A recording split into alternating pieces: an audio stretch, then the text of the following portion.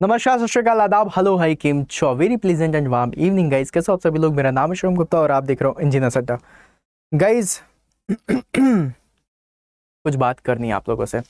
बात कुछ ऐसी है कि आप लोग में से बहुत सारे लोग होंगे जो एसएससी जेईई की प्रिपरेशन कर रहे हैं, जो MPPB that is Madhya Pradesh MP sub engineer की जो एग्ज़ाम है उसकी प्रिपरेशन कर रहे हैं, आरआरबी जेईई की प्रिपरेशन कर रहे हैं, इवन एग्जाम में आने वाले जितने भी आपके सब्जेक्ट्स हैं आप सभी की प्रिपरेशन कर रहे हो, मतलब जितने भी एग्जाम्स आने वाले हैं उन सभी की प्रिपरेशन कर रहे हो। लेकिन पॉइंट ये वाला है कि जैसे कि मैं बात करूँ आप लोगों से एसएससी जेईई की, या फिर मैं बात करूँ इस समय आप लोगों के ऐसे कुछ एग्जाम्स की जहाँ पर फ्लूइड मैकेनिक्स का वेटेज बहुत ज़्यादा है।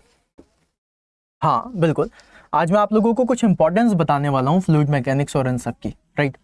फ्लूइड मैकेनिक्स, एक्चुअली मुझे दो सब्जेक्ट्स के बारे में डिस्कशन करना है, आप सभी लोगों को पता है, दैट इज फ्लूइड्स और सॉम, राइट।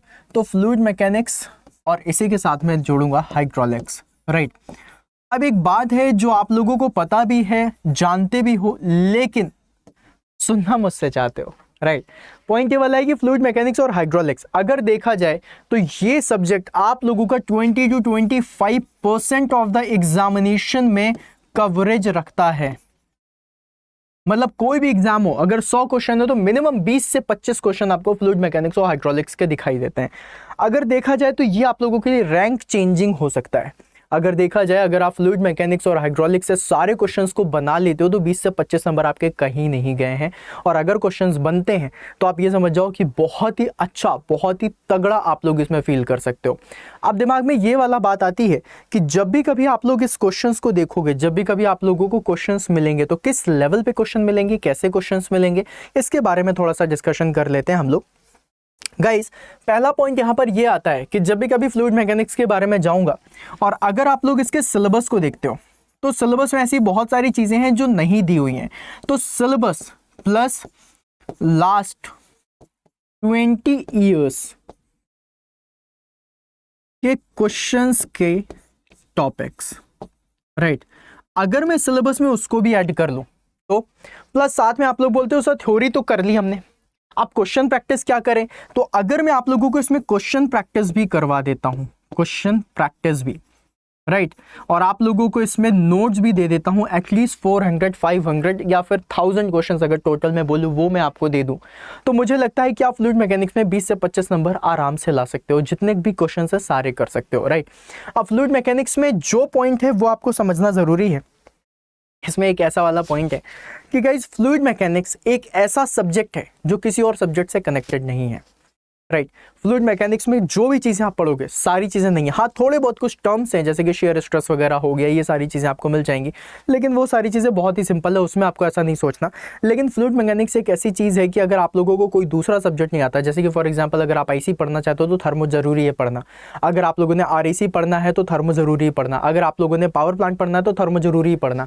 लेकिन कोई एक ऐसा दूसरा सब्जेक्ट नहीं है कि अगर आपको ये नहीं, मतलब फ्लूइड नहीं आता तो आप उसको नहीं पढ़ सकते।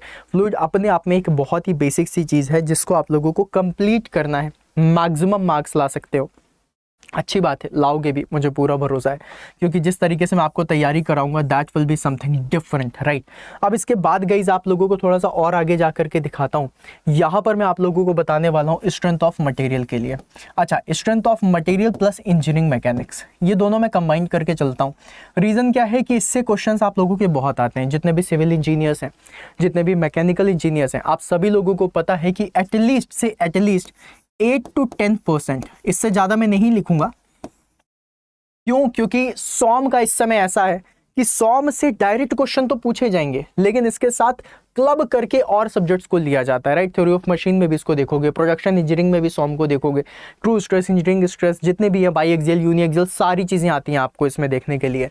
तो सॉम प्लस इंजीनियरिंग मैकेनिक्स का अगर सिर्फ सॉम की बात करूं तो 8 से 10 क्वेश्चन इसके बनते हैं, तो 20 से 25, और अगर मैं 8 से 10 जोड़ दूं तो अप्रॉक्सीमेटली आप लोगों के 30 से 35 क्वेश्चन होते हैं जो आपके बनते हैं। अगर आपने 30 से 35 क्वेश्चन पकड़ लिए, अच्छे से पकड़ लिए, तो आप लोगों का बेड़ा पार हो सकता है, आप लोग सिलेक्शन के क्राइटेरिया में काफ़ी ऊपर आ सकते हो, राइट। तो गाइज अब मुझे यहाँ पर बात करनी है कि सॉम के लिए भी मैंने सिलेबस वही रखा जो सिलेबस आप लोगों को दिया जाता है। सिलेबस के साथ मैंने कुछ चीज़ें और ऐड करी, जैसे कि लास्ट 20 ईयर्स के पेपर्स को उठाया और उससे जो टॉपिक्स है, प्लस 20 ईयर्स में, पिछले 20 साल में पूछे गए सारे टॉपिक्स। क्वेश्चंस तो करेंगे ही, लेकिन ये टॉपिक्स भी करेंगे, सारे टॉपिक्स, राइट। प्लस उसके बाद क्वेश्चंस की प्रैक्टिस। अगर मैंने आप लोगों को ये सारी चीजें करवा दी तो आप लोगों के 30 से 35 नंबर हो जाएंगे पक्के। सिविल प्लस मैकेनिकल हर चीज़ इसमें कवर करिए, क्योंकि अब आप लोग बोलोगे सर मैकेनिकल वालों सिविल की क्या ज़रूरत है, सिविल वाले बोलेंगे सर सिविल वालों मैकेनिकल की क्या ज़रूरत है। जैसे कि मैं इसमें बात करूँ आप लोगों से, सॉम में थर्मल स्ट्रेसेस हर जगह पूछी जाती है, दिया नहीं है। डिफ्लेक्शन ऑफ बीम पूछा जाता है, दिया नहीं है। बेंडिंग स्ट्रेसेस पूछा जाता है, दिया नहीं है। तो अगर ये सारी चीज़ें नहीं दी हुई हैं और अगर आपको पढ़ना है तो कैसे पढ़ोगे? ऐसे जब आपको 20 साल में पूछे गए जितने भी क्वेश्चंस हैं उनके भी टॉपिक्स आप लोगों को मिल जाएं, राइट। अब गाइस फ्लूइड मैकेनिक्स और सॉम, इन सब के बारे में जब मैं आप लोगों से बात करता हूं तो मेरे दिमाग में सिर्फ एक ही क्वेश्चन आता है कि क्या हो अगर आप लोगों ने सारी चीज़ें पढ़ रखी हैं लेकिन अपने आप को इन्हांस करना चाहते हो, अपने आप को और बढ़ा करके अच्छे से तगड़ी तैयारी करना चाहते हो, तो क्या कुछ ऐसा हो सकता है कि मैं सिर्फ सॉम और फ्लूइड मैकेनिक्स पढ़ लूँ? पहले पॉसिबल नहीं था लेकिन अब पॉसिबल है। क्यों? क्योंकि शिवम सर ने ऑन पब्लिक डिमांड यहाँ पर आप लोगों के लिए एक बहुत ही बढ़िया सा जो बैच है वो डिज़ाइन किया है, that is strength of materials and fluid mechanics का बैच। गाइज यहाँ पर जितने भी बैचेस मिलेंगे वो सारे के सारे बैचेस में आप लोगों को strength of material fluid mechanics के सिलेबस अलॉन्ग विद दैट, इसमें जितने भी क्वेश्चंस हैं और जितना भी 20 साल में पूछा गया टॉपिक्स हैं वो सारी चीज़ें आपको मिलने वाली हैं, राइट। ये बैच आपका स्टोर में आ चुका है। एसएससी जेई का जो फोल्डर है उसके अंदर भी देखोगे आपको मिल जाएगा। डायरेक्ट सर्च करोगे फ्लूइड मैकेनिक्स और strength of material by Shivam sir, वो भी मिल जाएगा। इस बैच की जो प्राइस रखी गई है वो भी बहुत कम है and this is for both civil plus mechanical, right, civil plus mechanical. अच्छा, जो स्टूडेंट महापैक का स्टूडेंट है उसके लिए भाई साहब मैकेनिकल के महापैक में इसको इंक्लूड कर दिया गया है, सो दैट आप इसमें मतलब अगर आपने महापैक ले लिया है तो फिर आपको इसको लेने की ज़रूरत नहीं पड़ेगी। लेकिन सिविल वाले स्टूडेंट्स आप लोगों के लिए बहुत ही सिंपल है, एक किताब की जितनी प्राइस हो सकती है उससे भी कम रखा गया है। तो गाइज यहाँ पर आप लोगों को जो कोड यूज़ करना है दैट इज़ Y166। आप लोगों ने मेरे सेशन डेली देखे हैं, रोज रात को 8 बजे मैं आता हूं। अगर आप लोग इस बैच में लेते हो मैं पक्की बात बताऊंगा कि आप निराश नहीं होगे, 110% आप निराश नहीं होगे। आप लोगों को आपके एक्सपेक्टेशन से ज़्यादा ही मिलेगा, ये गारंटी है मेरी। डेली रात को 8 बजे आता हूँ। अगर आपको किसी दिन भी लग जाए कि सर ये चीज़ मुझे बनती है या फिर सर ये चीज़ तो कुछ नया नहीं है या सर आपके पढ़ाने का तरीका वैसा नहीं है जिससे मैं समझ पाऊँ, या फिर अगर कोई एक ऐसा स्टूडेंट है जो आके मुझसे बोल देगा कि सर ये चीज़ समझ में नहीं आई, मैं खुद तो मैं उसका रिफंड दिला दूंगा, राइट। मुझे अपने ऊपर इतना भरोसा है कि तुम अगर आओगे तुम्हें फ़ायदा ज़रूर होगा।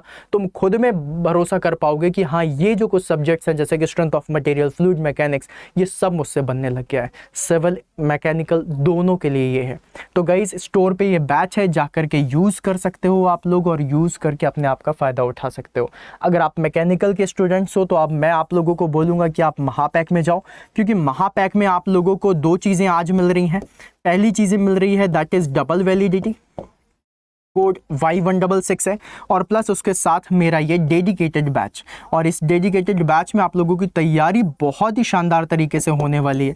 देखो मेरे पास बहुत ज़्यादा टाइम नहीं बच रहा था, पूरे दिन में क्लासेस मेरी लगी रहती हैं, इसलिए जो टाइम रखा गया है वो ऐसा टाइम रखा गया है जहाँ पर सारे इंजीनियर्स जग भी रहे होते हैं और सारे इंजीनियर्स यहाँ पर रह करके तैयारी कर सकते हैं। दैट इज़ रात को 10:30 बजे, राइट।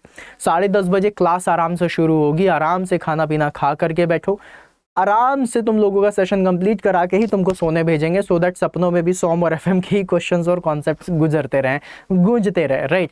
इस लेवल पे तैयारी करेंगे कि एग्जाम कोई भी हो क्वेश्चन यहीं से आएगा और क्वेश्चन बनेगा, ये पक्का वादा है।